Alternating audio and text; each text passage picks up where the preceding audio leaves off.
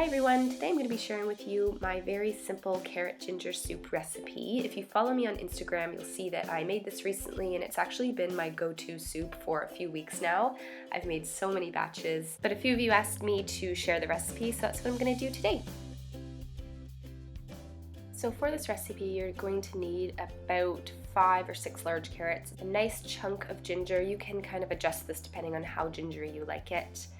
Some onion, some garlic, a can of full-fat coconut milk, some turmeric, and some water. You could also instead use some chicken broth or vegetable broth or even bone broth if you want it more flavorful, but I'm not too fussy, so sometimes I just use water.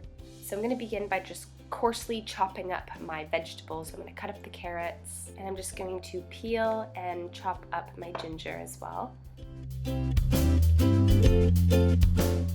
And then you can just go and add all of the vegetables into a pot, add in your ginger and your garlic, and then you can just pour in your coconut milk, make sure you get all of it, and then you can go in and add your water or your broth.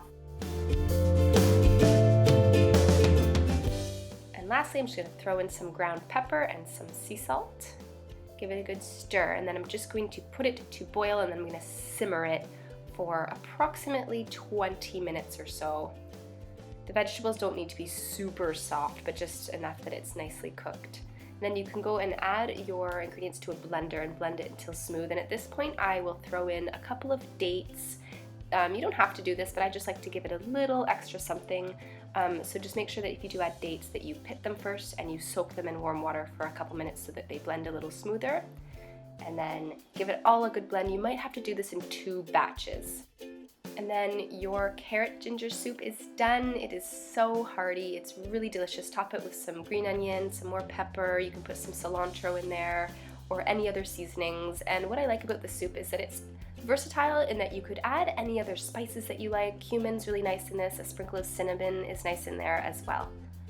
So that's it for today. For the full recipe, you can visit my blog at meghanlivingstone.com. I hope you give this recipe a try.